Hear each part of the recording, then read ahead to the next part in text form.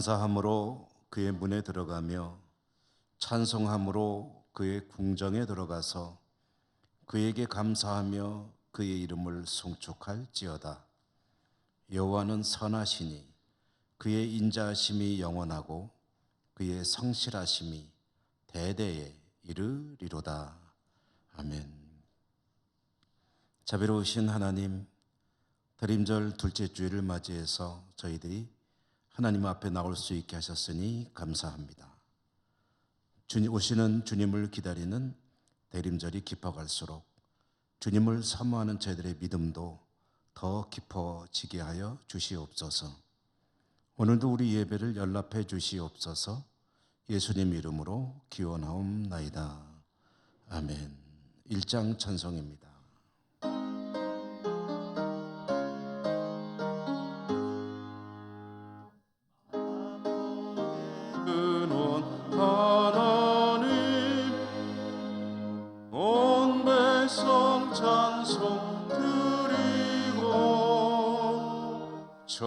천사여 찬송하세. 찬송 성부 성자 성령. 아멘.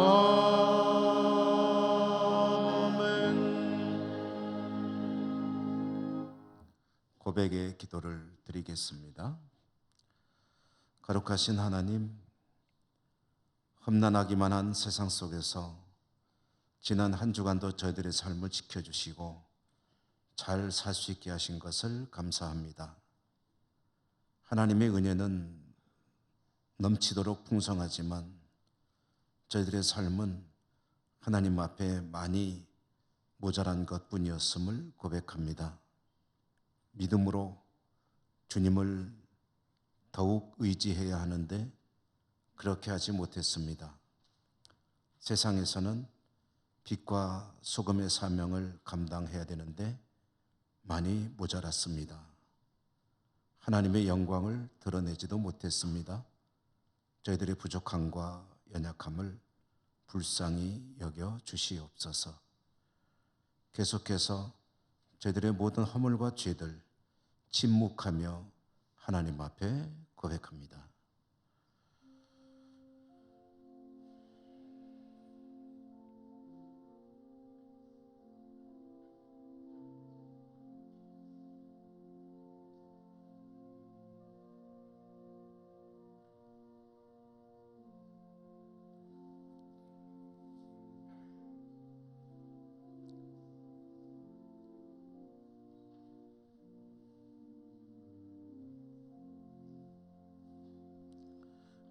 하나님의 사주의 말씀입니다. 내가 내 허물을 빽빽한 구름같이 내 죄를 안개같이 없이 하였으니 너는 내게로 돌아오라. 내가 너를 구속하였음이니라. 아멘. 성시교독 교독문 116번 강림절 교독문 두 번째입니다. 이새 줄기에서 한 싹이 나며 그 뿌리에서 한 가지가 나서 결실할 것이요.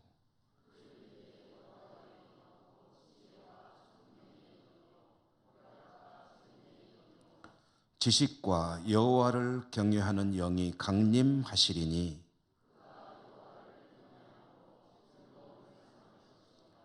그의 눈에 보이는 대로 심판하지 아니하며 그의 귀에 들리는 대로 판단하지 아니하며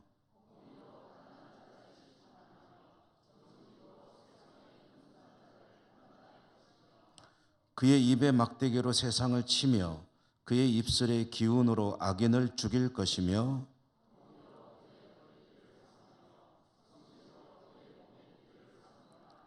그때 이리가 어린 양과 함께 살며 표범이 어린 염소와 함께 누우며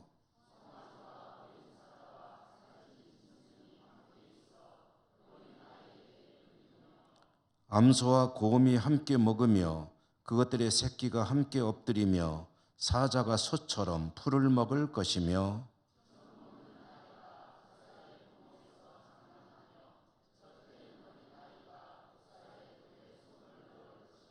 내 거룩한 산 모든 곳에서 해됨도 없고 상함도 없을 것이니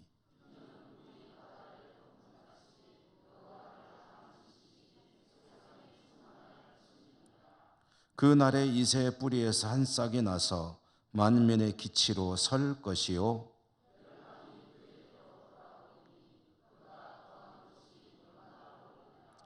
아멘. 사도신경 신앙 고백합니다. 나는 전능하신 아버지 하나님 천지의 창조주를 믿습니다. 나는 그의 유일하신 아들 우리 주 예수 그리스도를 믿습니다. 그는 성령으로 잉태되어 동정녀 마리아에게서 나시고 본디오 빌라도에게 고난을 받아 십자가에 못 박혀 죽으시고 장사된 지 사흘 만에 죽은 자 가운데서 다시 살아나셨으며 하늘에 오르시어 아버지 하나님 우편에 앉아 계시다가 거기로부터 살아있는 자와 죽은 자를 심판하러 오십니다. 나는 성령을 믿으며 거룩한 공교회와 성도의 교제와 죄를 용서받는 것과 몸의 부활과 영생을 믿습니다. 아멘. 35장 찬송가입니다.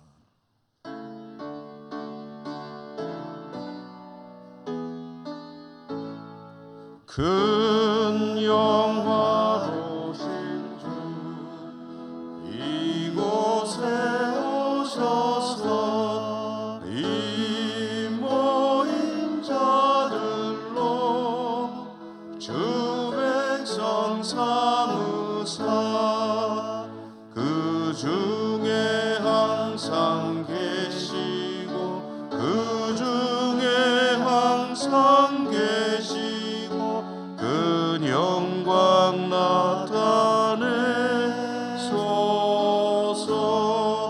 이 백성 기도와 또 예물 드림이 향내와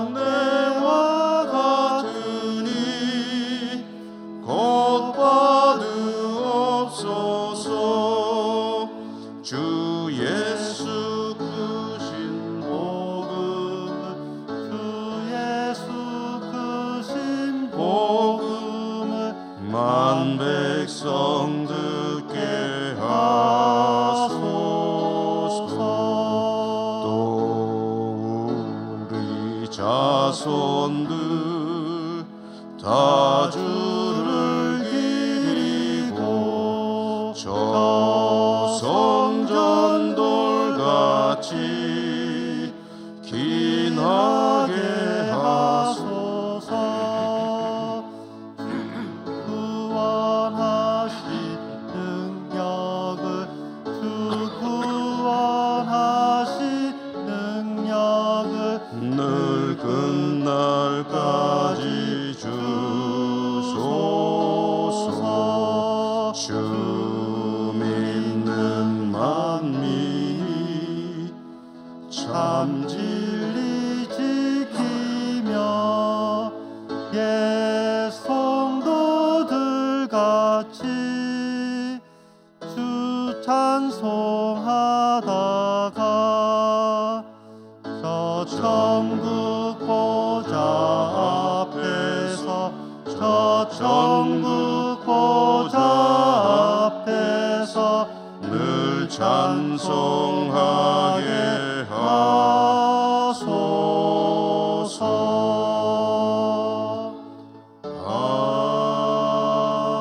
아멘. 이용화 장로님 기도 인도하시겠습니다.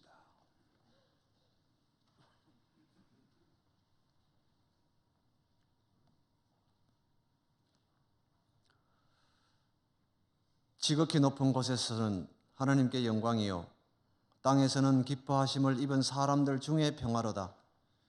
하나님 아버지, 주님 오심을 기다리는 대림절 둘째 주일을 맞이하여 저희들을 하나님 전으로 인도하여 주셔서 참으로 감사를 드립니다. 우리들에게 주신 일주일의 일상을 돌아봅니다. 영혼 구원의 열정뿐만 아니라 모든 사람들 앞에서와 형제들과 교제하는 과정에서도 주님이 우리를 용서하신 것처럼 서로를 섬기고 용서하면서 예수님을 닮은 성품을 증명해 보여야 하는 삶이음에도 불구하고 그렇지 못한 부족한 모습으로 이 자리에 머리 숙여 아버지께 예배드리며 용서를 구하옵니다. 우리들을 용서하여 주옵소서. 그리하여 하나님께서 베푸신 은혜로 세상을 향해 내딛는 발걸음에 예수님의 향기를 드러내고 삶의 순간순간마다 성령님께서 들려주시는 하나님의 음성을 들을 수 있는 귀를 허락하여 주셔서 세상 사람들과 하나님 앞에 거룩한 성도가 되게 하여 주시옵소서. 교회를 위해 기도합니다. 한 해를 보내는 마지막 달에 교회 각 기관들이 기도하며 계획한 모든 일들을 잘 마무리하여 새로운 한 해를 맞이할 때에 많은 도움이 되는 지금의 12월이 되게 하여 주옵소서. 국가와 세계를 위해서 기도합니다. 국내 정치는 물론 세계 정치 상황들이 우크라이나 전쟁과 이스라엘 전쟁, 이에 더하여 각 나라들은 자국의 경제, 사회, 문화, 환경, 국방 등 모든 분야에서 이익을 극대화하려고 세계 민족들이 누려야 할 보편적 삶의 여건들을 갈수록 축소시키는 어려운 상황들을 만들어내고 있습니다. 하나님이 이 땅에서 일어나는 모든 역사를 주관하셔서 하나님께서 원하시는 평화가 임하게 하여 주옵소서. 지금 이 시간에도 힘들고 어려운 여건 속에서 복음을 들고 선교의 사명을 감당하고 있는 국내외 선교사들과 주의 종들에게 힘과 능력을 주셔서 이들의 수고가 하나님께 큰 영광이 되게 하여 주옵소서. 원치 않는 육체의 아픔으로 인해 어려움에 놓여 눈물 흘리며 기도하고 있는 우리 교회 가족들에게 하나님께서 위로하여 주셔서 간구하는 기도에 하나님의 계획으로 응답하여 주옵소서. 출타와 학업 등으로 멀리 떨어져 있는 자녀들과 더 나은 미래를 위해 온 힘과 노력을 다하고 있는 우리 청년들에게 함께 하셔서 원하는 꿈을 하나님 안에서 이룰 수 있도록 저들과 함께 하여 주시옵소서. 오늘도 하나님께서 사랑하시는 주의 종을 통해 말씀을 받습니다. 선포되는 말씀으로 주님이 주시는 생명의 풍성함을 누리며 세상 속에서 예수님의 제자로 살아가는데 큰 힘이 되는 말씀이 되게 하여 주시옵소서. 세상에 주는 즐거움을 포기하는 그 마음의 자리에 주님의 은혜로 채워주심을 확신합니다. 호산나 찬양대가 주님 오심을 기다리며 준비한 대림전 찬양을 드립니다. 우리의 찬양을 받아 주시옵소서. 내가 거룩하니 너희도 거룩하라는 말씀을 기억하며 모두가 예배에 성공하게 하옵소서. 예수님 이름으로 기도합니다. 아멘.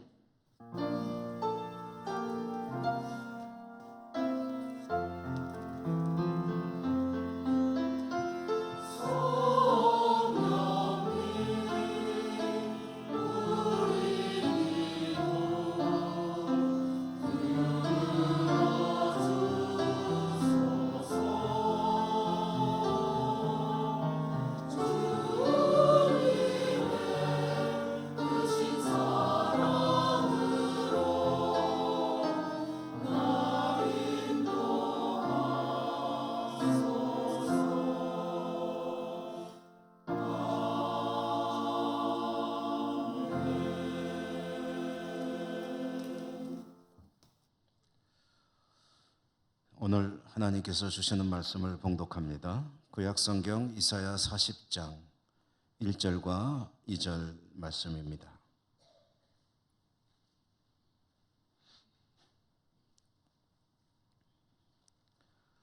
너희의 하나님이 이르시되 너희는 위로하라. 내 백성을 위로하라. 너희는 예루살렘의 마음에 닿도록 말하며 그것에게 외치라. 그 노역의 때가 끝났고 그 죄악이 사함을 받았느니라. 그의 모든 죄로 말미암아 여호와의 손에서 벌을 배나 받았느니라 할지니라 하시니라. 아멘. 호산나 찬양대 하나님께 찬양 올려드립니다.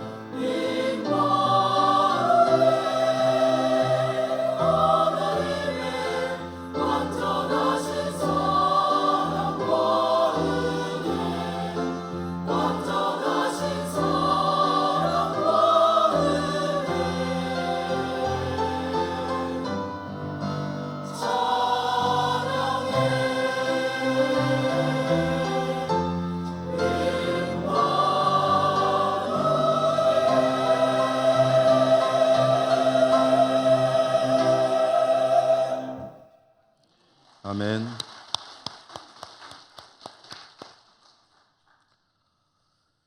하나님을 예배하는 여러분들 진심으로 축복합니다.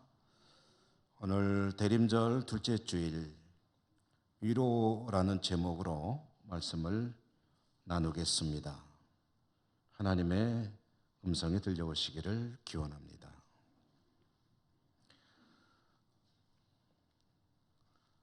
항상 사노라면 쉽지 않은 그런 시대들이지만 오늘날도 우리는 어려운 시대를 힘겹게 살아가고 있습니다. 그렇게 힘겨운 세상 살이를 하노라면 가장 필요한 것 중에 하나가 위로라는 것이 아닐까 하는 생각을 해봅니다. 위로를 받고 위로를 하며 살아가는 것 굉장히 중요하죠. 우리 교우 여러분들도 하나님을 예배하러 나오실 때 하나님께 감사와 찬양으로 영광을 올려드리지만 또 예배 가운데 임하시는 하나님의 위로하심, 하나님의 은혜를 고대하며 하나님께 예배 드리시죠. 예배를 통해서 하나님의 은혜를, 위로를 경험하고 쉽지 않은 세상을 이겨나갈 힘과 용기를 얻기를 또한 기대합니다. 위로라는 제목으로, 주제로 설교를 준비하면서 과연 어떻게 위로할 수 있고 위로받을 수 있는가? 위로라는 것을 놓고 생각하며 또 설교에 사용할 여러 가지 재료들을 찾기 위해서 이런저런 책을 뒤적어 보기도 하고 하는데요. 또 위로라는 제목으로 나온 시집도 읽어보고 그런데 뭔가를 찾으려는 목적으로 읽어서 그런지 그런 글들을 통해서 전혀 위로가 되지 않는구나 하는 것을 느꼈습니다. 이런 글을 읽으면서 정말 위로를 얻을 수 있을까 하는 생각까지 들기도 했고요.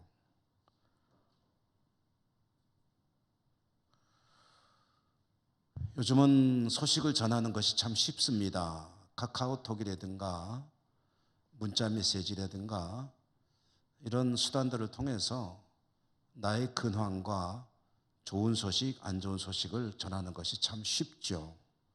저에게도 하루에도 몇 차례 또는 수십 차례 이런저런 소식들이 전해져 옵니다. 그 중에는 슬픔을 당한 그런 가정들의, 지인들의 이야기도 있죠. 그럴 때 아주 빠르게 확인하면 확인하는 대로 이런 문자로 회신을 하게 됩니다. 주님의 위로가 함께 하시기를 기원합니다. 주님의 위로가 함께 하시기를 기원합니다. 라는 문자를 어쩌면 습관적으로 보내는 게 아닌가 하는 생각도 할 때가 있습니다. 그런 생각도 하게 되죠. 나는 이 말을 진심으로 하고 있는 것일까? 상대방의 아픔이나 슬픔을 공감하면서 이 이야기를 하고 있는 것일까? 또 내가 진심으로 혹시 그렇게 말한다 해도 상대방은 내 마음을 느끼면서 그 메시지를 받고 있을까? 요만큼이라도 위로를 얻고 있을까? 이런 생각들을 하곤 합니다. 여러분, 삶이 쉽지 않기 때문에 우리는 위로받기를 원하고 또 위로해 줄 수 있는 사람이 일 수 있기를 원하죠. 그런데 정말로 위로가 되는 그런 일들은 어떻게 가능할 것인가? 질병으로 고통 가운데 있는 이를 어떻게 위로할 수 있을까? 경제 문제로, 가정의 문제로, 자녀의 문제로, 이런저런 문제로 아파하는 이들을 어떻게 위로하면 위로가 될 수 있을까?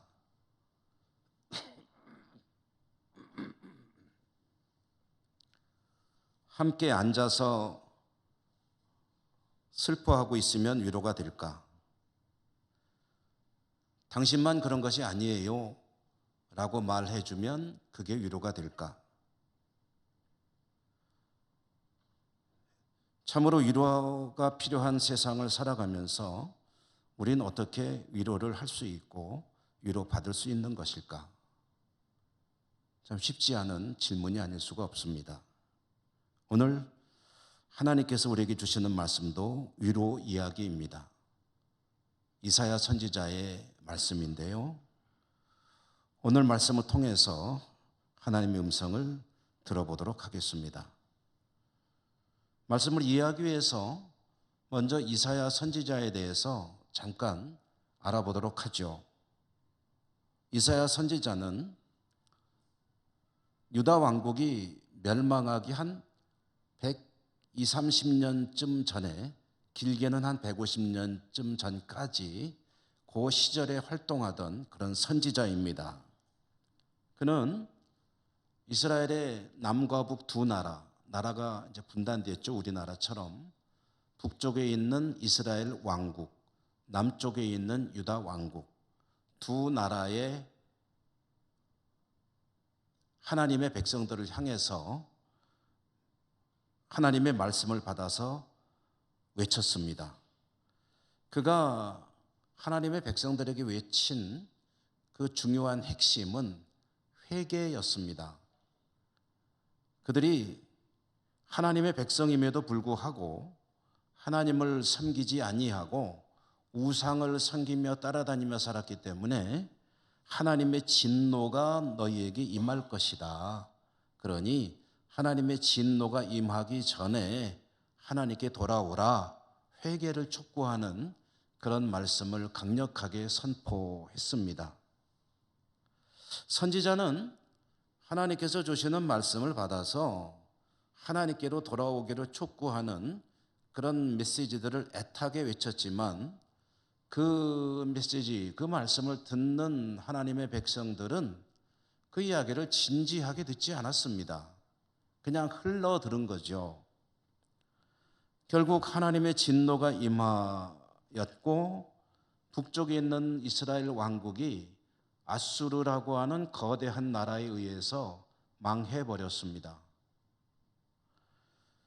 이사야 선지자는 이제 북쪽에 있는 나라가 망했기 때문에 아직 남아있는 남쪽 왕국 유다 왕국을 향해서 계속해서 같은 말씀을 전했죠.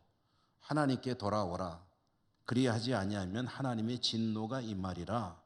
회개하라 라고 촉구했습니다. 그러나 역시 남왕국 유다도 마찬가지였습니다. 시기만 좀 늦춰졌을 뿐 하나님의 진노가 임했고 유다 나라도 그 당시에 또 강대국으로 발돋움하던 바벨론 제국에 의해서 멸망을 당했습니다. 나라가 망하면서 왕족과 귀족과 이 유다 왕국의 대부분의 지도층 인사들은 이 바벨론 왕국에 끌려갔습니다.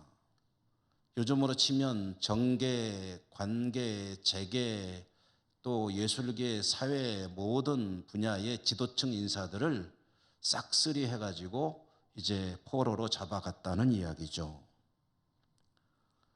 포로로 끌려간 이들은 타향 땅에서 서글픈 삶을 살아야 했습니다. 얼마나 고달픈 삶이었겠습니까?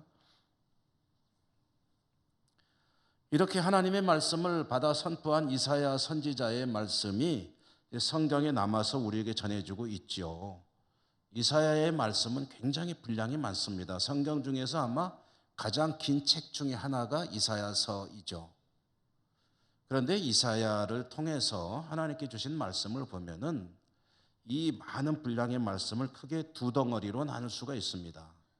앞에 나오는 대목, 뒤에 나오는 말씀들. 기준이 되는 것이 39장입니다. 39장까지 앞에 나오는 말씀은 회개를 촉구하는 말씀들입니다. 하나님께 돌아오지 않으면 하나님의 심판이 진노가 임하리라 라는 이 강력한 메시지를, 불같은 메시지를 이사야 선지자는 하나님 백성들에게 외쳤습니다. 그런데 39장 이후에 40장부터는 내용이 완전히 바뀝니다. 이사야 선지자를 통해서 주시는 하나님의 말씀 어떻게 바뀌느냐?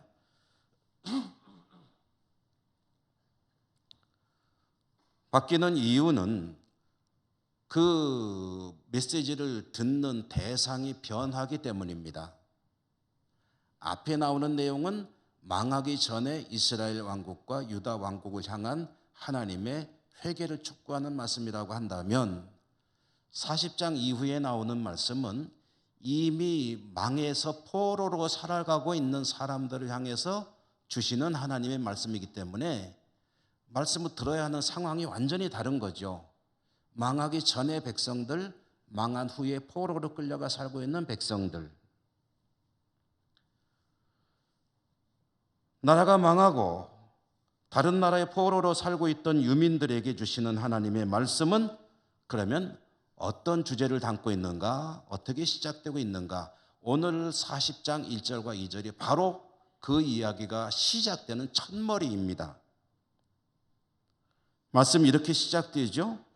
너희의 하나님이 이르시되 너희는 위로하라, 내 백성을 위로하라. 망하기 전에 그 백성들을 향해서 강력한 메시지를 선포하게 하신 하나님께서 나라가 망한 뒤에 포로로 살아가고 있는, 힘겹게 살아가고 있는 그 백성을 향해서 주시는 말씀의 첫머리는 그들을 위로하라라는 것입니다. 위로하라. 누가 위로합니까? 선지자에게 하시는 말씀이겠지요. 이사야야, 이제는 그들을 위로하라 라는 명령을 내리신 겁니다. 만약에 바벨론의 포로로 끌려와서 오랫동안, 길게는 70년, 짧게는 한 50년 동안 살고 있었을 그 유민들을 향해서 위로하라는 명령을 정치 지도자가 받았다면 어떻게 위로할 수 있을까요? 다른 분야의 지도자가 그 명령을 받았다면 그 백성들을 어떻게 위로할 수 있었을까요? 그건 저도 모르겠습니다.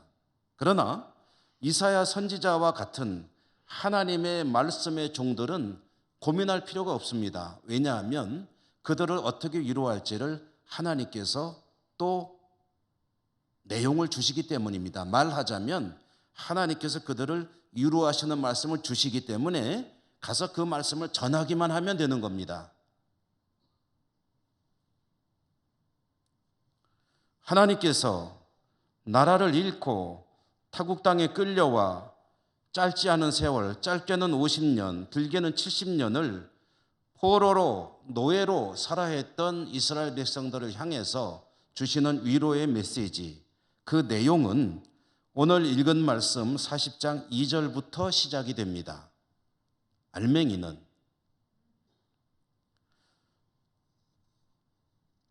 제가 봉독한 2절 말씀에 하나님께서 그들을 위로하시는 말씀의 시작이 되는 내용이 세 가지가 들어 있습니다. 2절의 말씀, 그 세 가지가 들어있는 이 말씀을 여러분 같이 한번 읽어보실까요?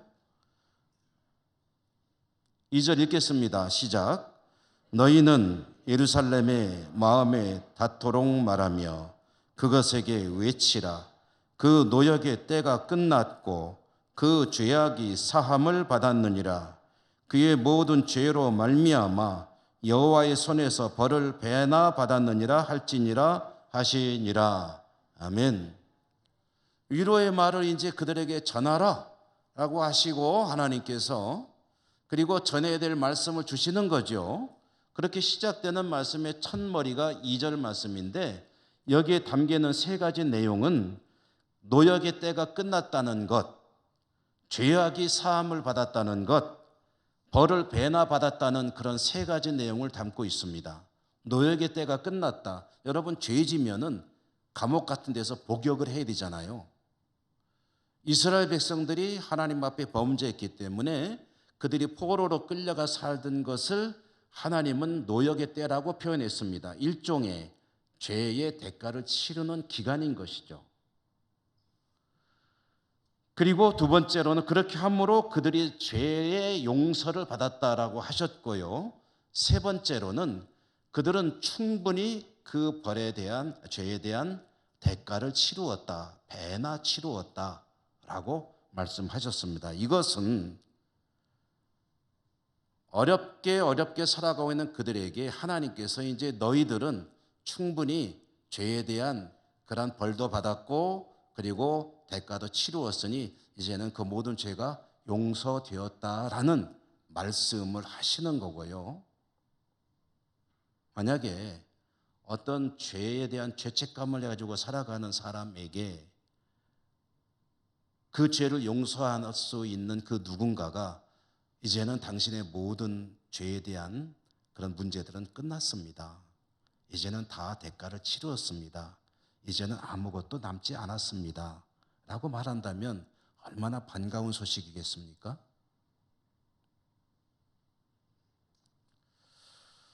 이렇게 하나님의 백성들을 위로하라고 하시는 하나님의 말씀은 오늘 제가 40장 1절과 2절만 읽었는데요.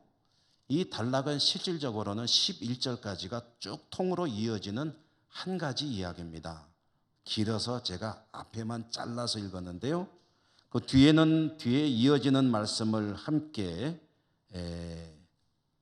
읽어보면 하나님의 위로는 너희들의 죄가 이제는 다 됐다. 벌 충분히 받았다. 이제는 더 이상 고통은 없다. 그 다음에 이어지는 하나님의 위로의 말씀이 뭐냐면 그러므로 이제는 여러분 복역이 끝나면 어떻게 해야 됩니까? 석방하는 거죠. 석방돼야 되죠. 그들을 석방하시겠다는 이야기를 하십니다. 석방이 뭡니까? 포로로 끌려가 살던 바벨론 나라에서 그들은 고향으로 돌아올 수 있도록 하겠다라는 말씀입니다. 고향으로 그들이 돌아오게 되는데 하나님이 친히 그들과 함께 계시고 그들을 이끌어 그곳에서 나오게 하셔서 그들을 약속의 땅, 가나안 땅, 그들의 조상의 삶의 터전이 땀이 배어있는 그 땅으로 예루살렘으로 돌려보내시겠다, 데리고 가겠다라는 약속을 하시는 겁니다.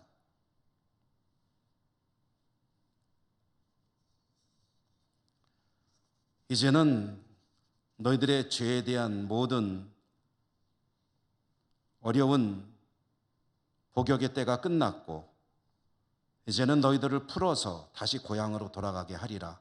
내가 직접 너희들을 이끌어 가리라. 라는 이 말씀을 하나님은 선지자를 통해서 그들에게 전하게 하셨습니다. 자, 그런데 여러분, 이 말씀을 전하는 선지자 그리고 받게 될 백성들, 그들은 이 말씀을 들으면서 듣자마자 아멘, 할렐루야 하면서 받았을까요?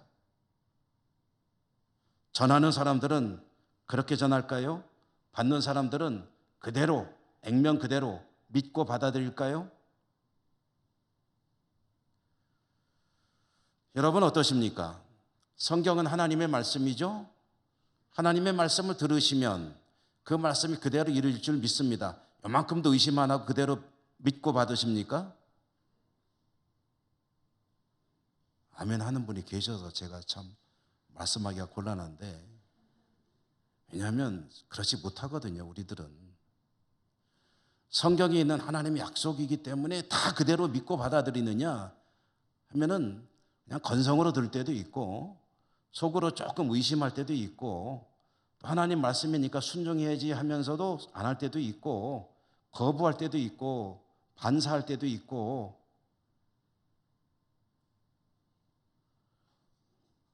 선지자도 사람입니다.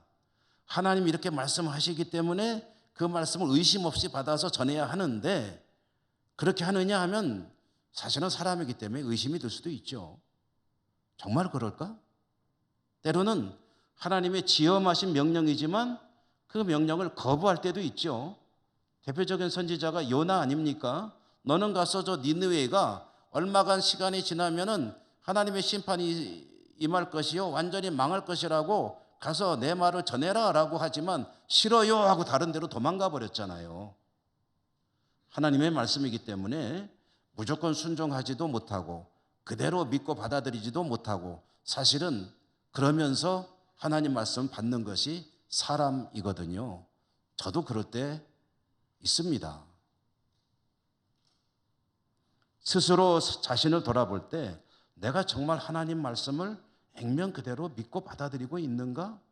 라고 하면 자신 있게 그렇습니다라고 말하기가 조심스러울 때가 있다는 거죠. 연약한 인간이므로. 제가 이 말씀을 묵상하면서 떠오르는 과거 일이 하나 있어서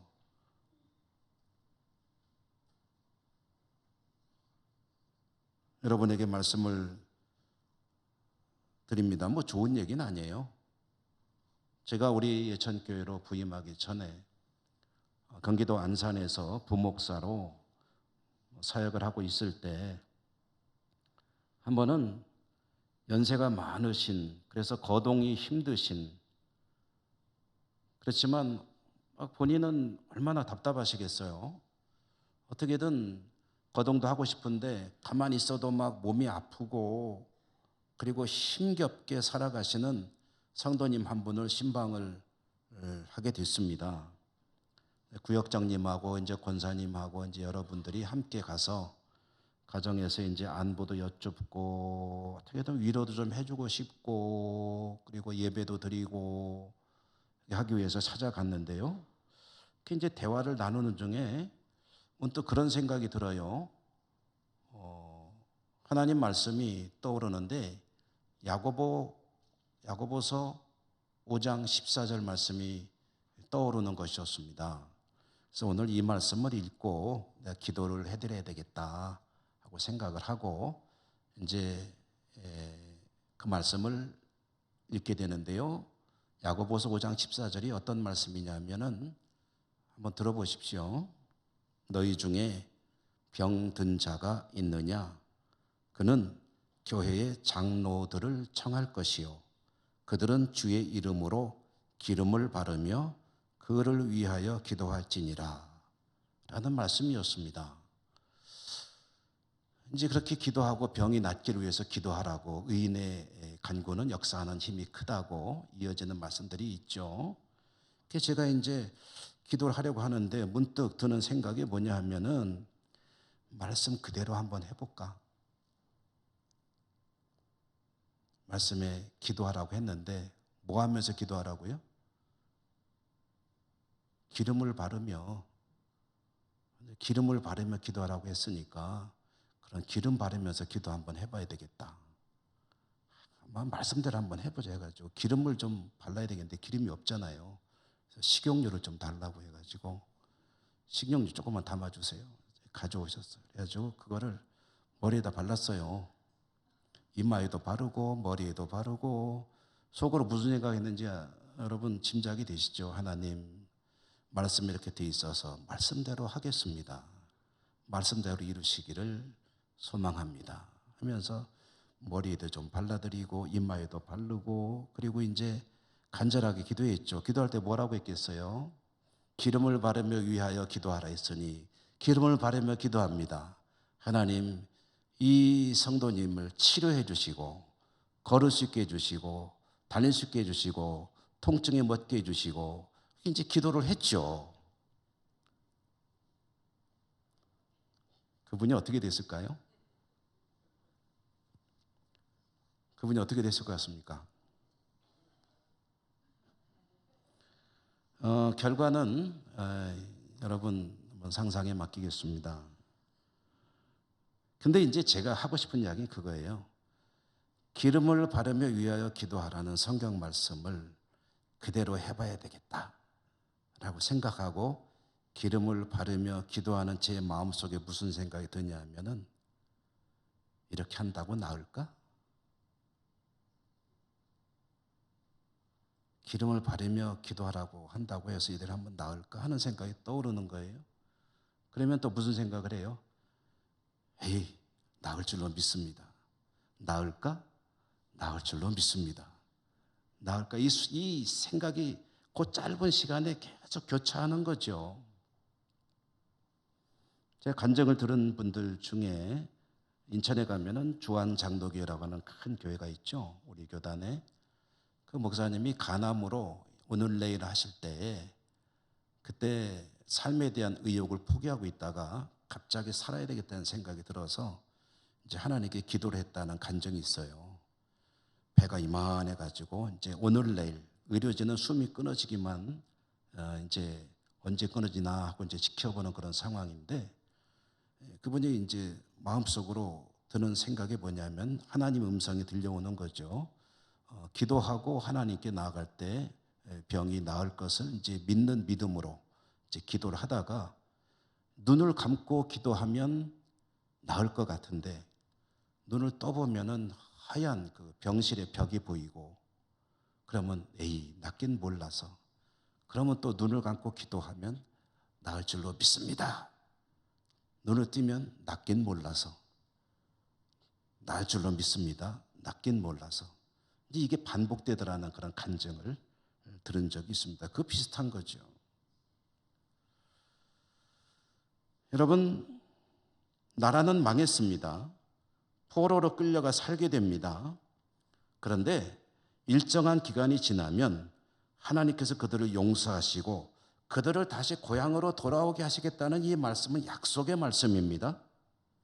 이 말씀을 받아 전하는 선지자는 그대로 되리라는 확신을 가지고 전했을 것인가?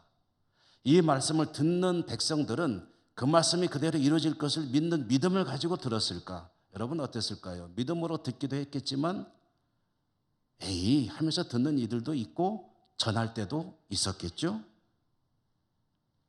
이렇게 의심이 들었을 전하는 자나 듣는 자에게 들려주시는 하나님의 말씀이 이어지는데요.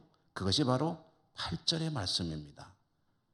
오늘 8절의 말씀은 여러분 우리가 같이 한번 읽어보도록 하실까요? 8절 말씀 읽겠습니다. 시작.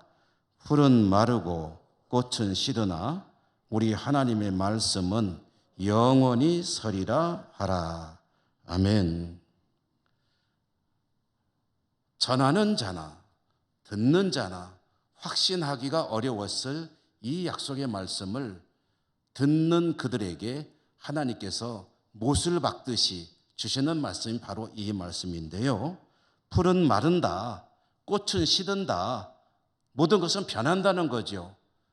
푸르디 푸른 풀도 마를 때가 있고 아름다운 꽃도 시들 때가 있지만 영원히 변치 않는 것이 있으니 그게 무엇이냐? 하나님의 말씀은 영원히 서리라. 변치 않는 것이다 라는 말씀을 들려주시는 거예요. 무슨 뜻이겠습니까? 내 말을 의심하지 마라. 내 말은 반드시 이루어진다는 말씀을 하시는 거죠.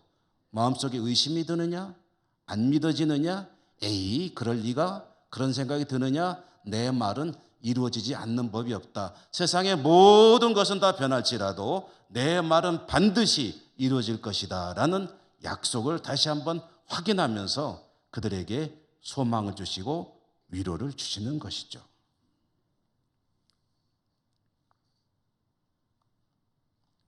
그렇습니다. 여러분, 세상에 변하지 않는 것은 없습니다. 가끔 오랜만에 지인들을 만나면 아이고 목사님 하나도 안 변했네 하지만 그럴 리가 있나요? 10년 전 사진 보고 지금 저를 보면은 입에서 탁 나오는 말이 아유 젊었네 그 말이 나오죠. 여러분도 그러시죠? 모든 것은 변합니다. 그러나 하나님의 말씀은 변함이 없고 그대로 이루어지는 줄 믿습니다. 그러므로 모든 것이 변하는 세상 속에서 유일하게 변하지 않는 하나님 말씀은 우리에게 참된 위로를 가져오는 것이 아닐 수가 없습니다. 어떻게 위로하죠? 위로하시는 방법은 하나밖에 없습니다. 하나님의 말씀으로 위로를 받는 것입니다. 하나님의 약속을 믿고 의지하는 것입니다. 그때 새 힘을 얻게 되고 세상을 이길 능력을 가지게 될 줄로 믿습니다. 오늘 성경에 쓰인 위로라는 말이 있잖아요. 제가 말씀을 좀 묵상하며 또 연구하며 위로라는 말은 어디서부터 나온 말일까 하고 어원을 좀 찾아봤습니다. 그랬더니 이 위로라는 말이 어디서 나온 말이냐면은 숨을 쉬게 해준다라는 말이더라고요. 숨을 쉬게 해주는 것이 위로다. 숨을 쉬게 해준다는 것이 어떤 것을 전제로 합니까? 숨을 못 쉬는 거죠. 어떤 무거운 것에 짓눌려서 자기가 숨을 쉬고 싶어도 못 쉬거나 또는 어떤 두려움 때문에 숨을 죽이고 있거나 자이든 타이든 숨을 쉬지 못하고 조마조마하게 있는 그 사람에게 어깨를 펴고 크게 심호흡을 할 수 있게 해주는 것이 위로라는 거예요.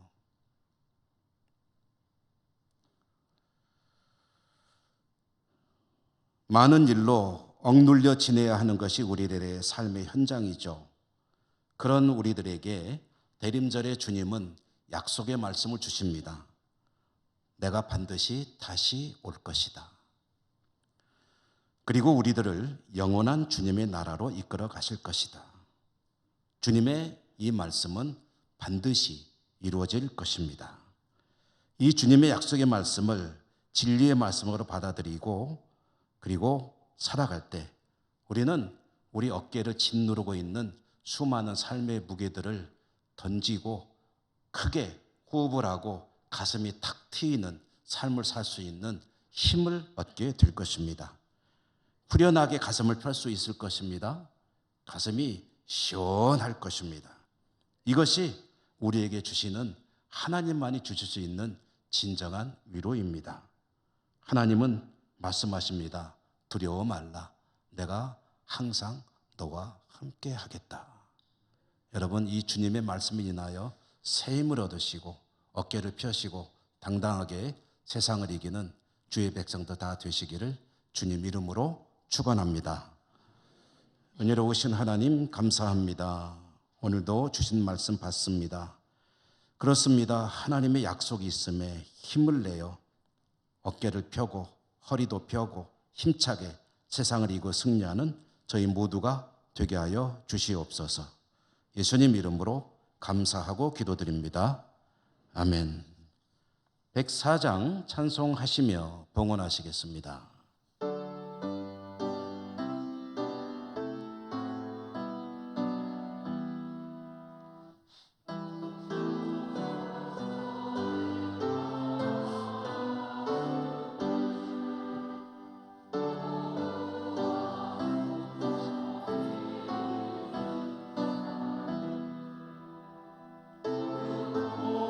생활 고달파 메시아 기다립니다. 기뻐하라 이스라엘 곧 오시리오 임마누엘 곧 오소서 지혜의 주 온 만물 질서 주시고 참 진리의 길 보이사 갈 길을 인도하소서. 기뻐하라 이스라엘 곧 오시리오 임마누엘 곧 오소서 소망의 주 만 백성 한 마음 이루어 시기와 분쟁 없애고 참 평화 채워주소서. 기뻐하라 이스라엘 곧 오시리오 임마누엘.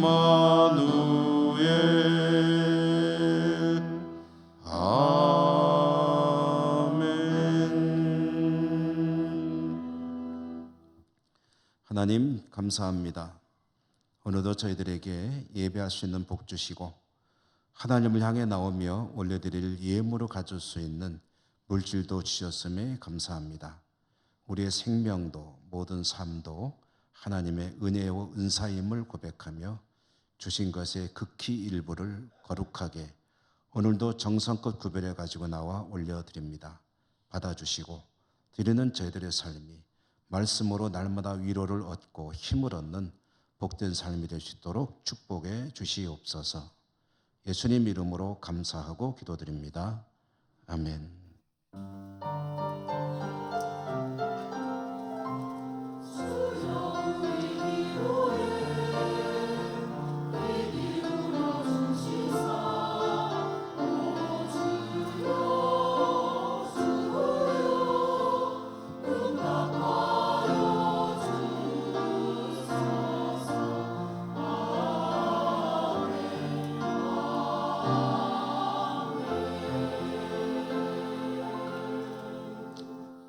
교회 소식을 전하기 전에 2024년도 교회를 섬길 직분자들을 먼저 임명하고 그리고 소식을 전하겠습니다.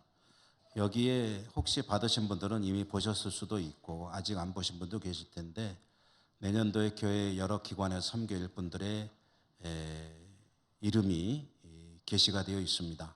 보시고 충성스러이 각자의 자리에서 섬기시고 하나님께 칭찬받으시기를 바라고요.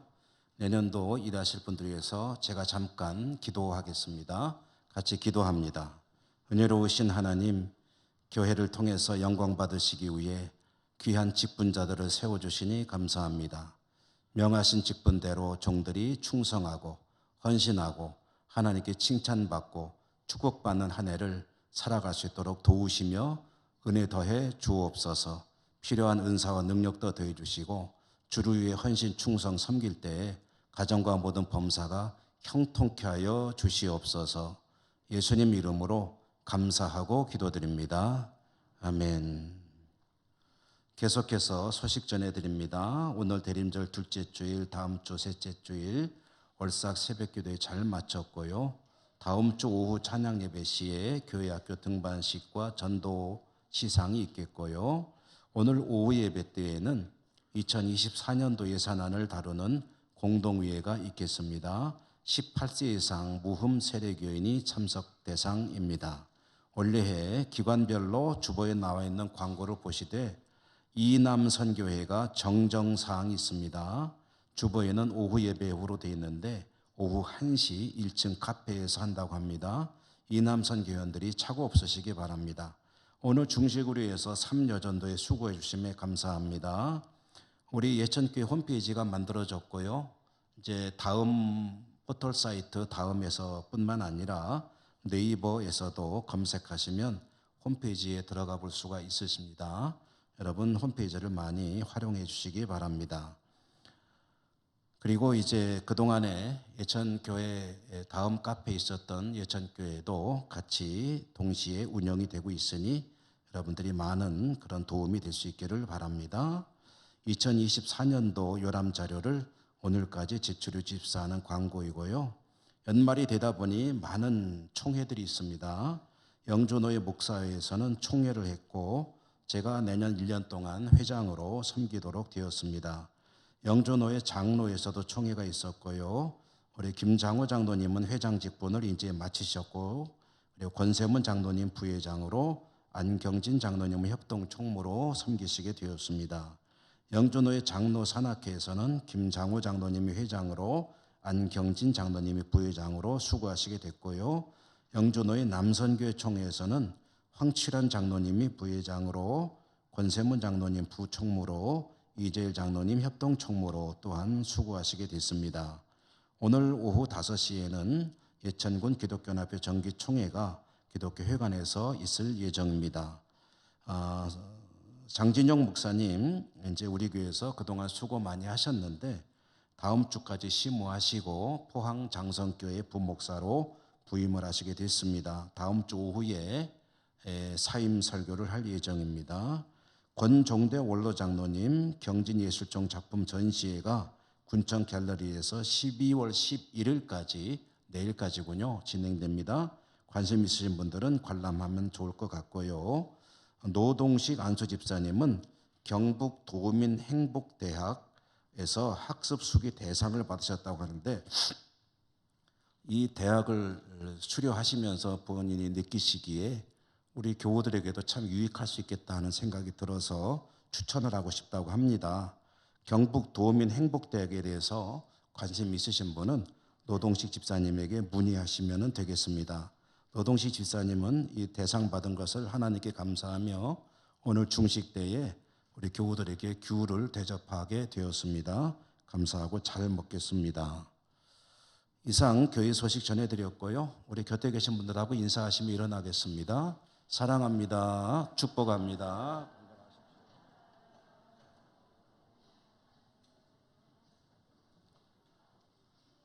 주기도송과 축도로 예배를 마치겠습니다.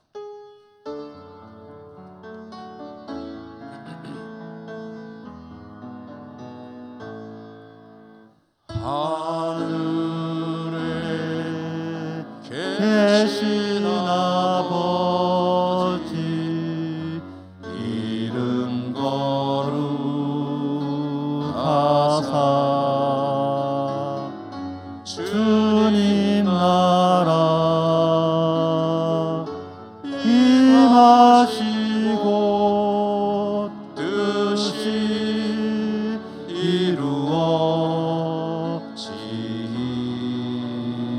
이루어지이다.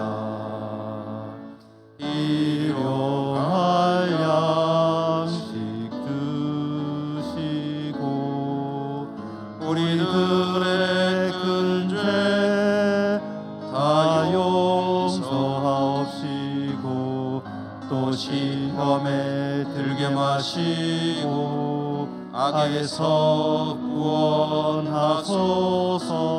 대개 주의 나라 주의 권세 주의 영광이